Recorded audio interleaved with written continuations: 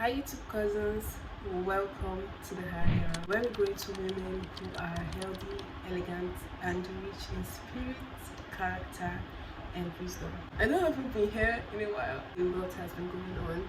That's why I haven't posted here for the past 2 months. I was preparing for an exam.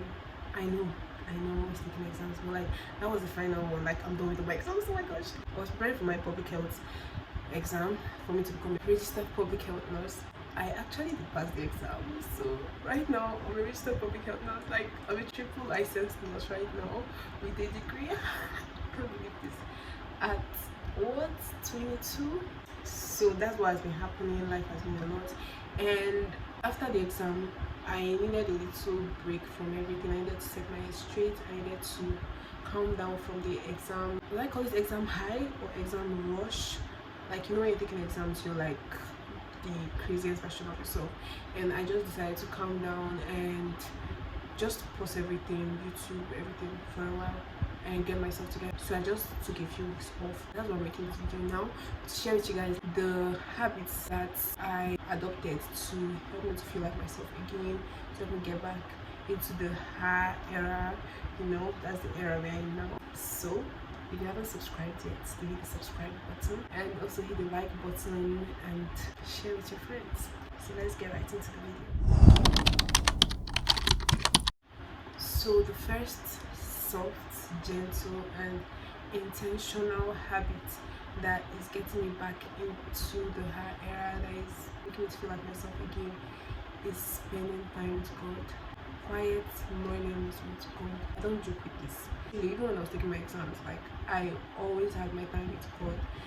Be it in the bathroom when I'm bathing, because like my exams were like by 7 a.m. So there was literally no time to like sit down, flick through the Bible and like think, oh, meditate and all this stuff now. So even if it's in the bathroom, like when I was taking my exams, I would listen to the audio version of the Bible and then just ponder a bit, pray, you know. But like right now, I'm doing it with more intention. I'm actually putting it into the verses and everything. My phone is on, so my hair is not going into my face. Yeah, my quiet mornings with God, I don't joke with it even if I talk to anybody, because you might talk to somebody and the person might like vex you, and then you get vexed, and then you're going to talk to God with a vexed heart. So before I even talk to anybody, I'm like going straight to my Bible. It's just been amazing spending time with God, starting your day with God, reading the word, praying to God. It's just beautiful. So that's one of the habits that I am really holding on to this period. It's really helping me to feel like myself again, and I love it. The second habit is romanticizing the simplest things. Okay, let me just set this in for you guys. You know these movies where you see these 8 girls that own their own condo, their own apartment, and then like they live alone. They're girls, you know, these women that are like working, they've made themselves, you know, that kind of vibe. And then I don't know if I'm the only one that notices, but they do these little things that just stand out. Like for example, they're cooking and they're like pouring themselves a glass of wine, you know, the French would say a verre de vin. I hope I didn't order that. I'm actually learning French, so I try to like translate a bit of English sometimes. So they get themselves a bottle of wine and pour it into a glass while they're cooking, you know. It just makes everything so romantic, so aesthetic, so beautiful. Like it makes something as simple as cooking so extra. That's like one of the type of things that I do these days. No, I don't think my dad's wine to drink while cooking. No. No. I would love to do that. I think I should get myself a bottle of wine and like just pour it into a fancy glass and sip on it while I cook. That would be so beautiful, actually. Wow, that would actually be so beautiful. But like something I tried recently that was so beautiful was listening to a sermon while cooking. That was so beautiful. Gosh, like I didn't even realize when an hour had passed. Other little things that you can romanticize. For example, you're cleaning your room. Instead of just cleaning it like that, I would prefer cleaning my room with a very chill song, something like Chike songs or some Lionel Richie or some cool gospel, you know. But like anytime I try cleaning my room with like all these hard songs, I get tired easily. But if I'm using a cushion, it's like I might take like 6 hours cleaning the room, but I won't give up. I actually won't give up. So it's just those little things that you can just do to like make your life seem more extra than it is. Instead of just going through life, now it will be like you are living life. And these are the little things I do to romanticize my life. And honestly, it's not about money, because sometimes you might feel like, oh, I need money to do this, I need money to do that. But when you actually make the little things that you do to seem so important, and you take out your time and do those things intentionally, you find out that it's not about money. It's honestly not about money, but basically about how I carry myself in the simplest spaces, how I do things in my own little space, in my own little world. Be like how I decide to make my bed today, how I decide to take care of my hair, like littlest things. Honestly, like taking out your time to take out your old braids and massage your hair and lay your edges, bro. It doesn't have to be anything so grand. It's making me feel like there is more to life. It's been making the skies look more blue and the leaves look more green. Like it's now like I am living life, not just going through the motions, you know, like actually living life. Because what's actually stopping you from doing those things? What's stopping you from listening to your favorite podcast while cooking? Nothing.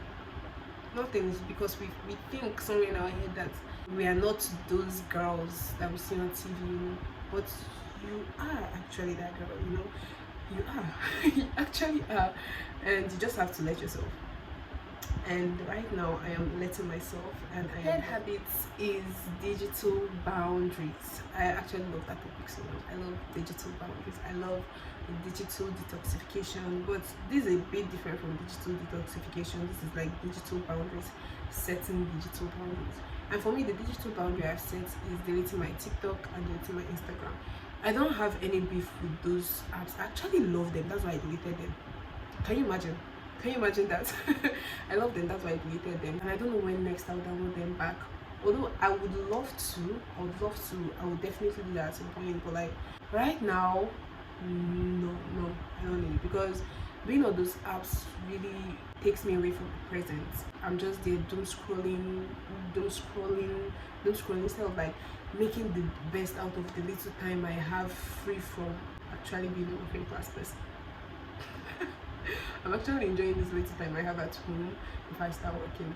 So spending that time on TikTok and Instagram just scrolling, not the best idea, not the wisest idea. So I had to delete them. Also, like setting these digital boundaries have helped me to see that I don't have to show everything.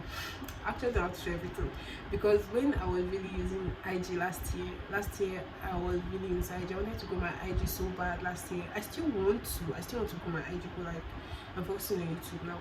But like last year while I was on IG, I didn't even know what I was doing. Like I was so sucked in, and at some point I almost lost myself to the point of wanting to post everything. But everything isn't for IG. Some growth is quiet, and not all beauty is for Instagram.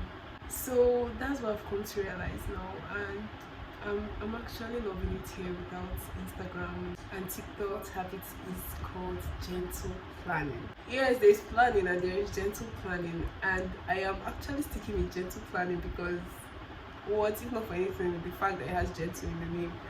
Planning can be overwhelming sometimes. It can make you feel so overwhelmed and like feel like, oh, this is a lot, I can't do this.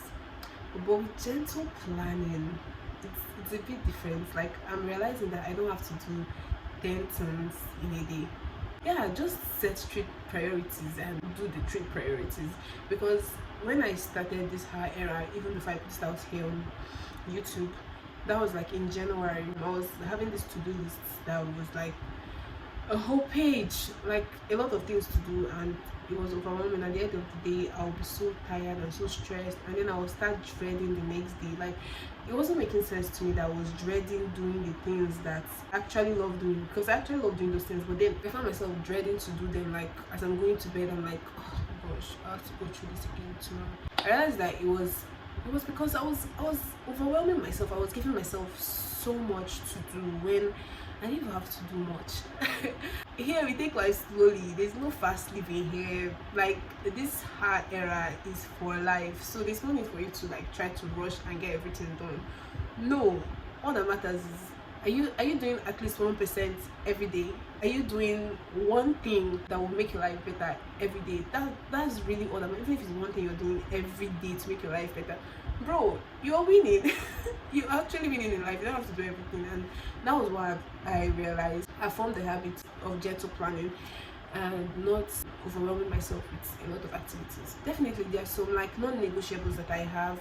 There's some things that I must do every day. For example, my morning devotion, my reading of the Bible, I must do it every day. There are a few things that are non-negotiables for me. They're non-negotiables because I actually put them into my routine slowly but steadily. So when I'm doing my gentle planning, my non-negotiables, they don't even enter the list because it's kind of like they're just in me, they're not like habits, you know, it's just like habits now. And so I don't have to put them in the list. Just have 3 things to do in a day, then do your usual non-negotiables. You might be thinking like, okay, so if I'm just doing only 3 things in a day, how can I like add new habits? How can I start doing new things, you know? So my whole plan is just simple. It's still part of the gentle planning, and if you can adopt it to that, it's like, that would be wonderful. So what I do is I've decided to start giving myself 1 new habit per month. Like this month, this is the habit that I'm adopting. Just 1 habit, just 1 thing. I'm not overwhelming myself, right? So last month it was reading 10 pages a day. I don't like self-help books for anything. Like, they're the most beautiful things, but like I just don't like them. I prefer novels. But then since I joined this book club, I joined the book club actually. So since I joined the book club, I've been reading self-help books, and it's not been easy. And I saw somewhere that they said, oh, if you can read 10 pages a day, that would be wonderful. And I'm like, yeah, I think I can do that. And that was why I adopted last month. So sometimes I read 10 pages, sometimes I'll read 11 pages. And right now it's always on my mind, like, oh, I have to read my self-help book. I have 10 pages to read today. So like, it's becoming a non-negotiable, you know. Guys, the final habit that I have adopted is dressing softly and simply. I feel like I have a lot to say, but I don't want to say so much. Okay, so I actually took out my time last month to dress intentionally. If I'm going out, I'm dressing intentionally. I haven't brought that into staying at home. Like when I'm staying at home, I still dress like I still dress crazy at home sometimes. But like, that's because changing your wardrobe is like, it's not something that is done within a month, it's not something that is done within 2 months, it's not something that is done within a week. It takes time. And I'm actually starting with like changing my wardrobe for going out clothes, and then before I get into staying at home clothes, you know. So one day we'll talk about the staying at home clothes, but not today. Today I'm talking about the going out clothes. Dressing softly while going out is like dressing intentionally, simply, intentionally, and softly. Is like, is a game changer. Because when I dress intentionally, when I dress softly, when I dress simply, I speak better, I act better, I think better. And this is no joke. This is no joke. I don't even want to get to the part of where people would like actually give you respect just because you dressed well, or the compliments you get. No, I don't want to get to that part. There is that part, but like, I'm talking about within yourself, how you feel, how you think, how you now function. It is undescribable. The one time that I went out without dressing intentionally, I just threw on anything because I was late for something.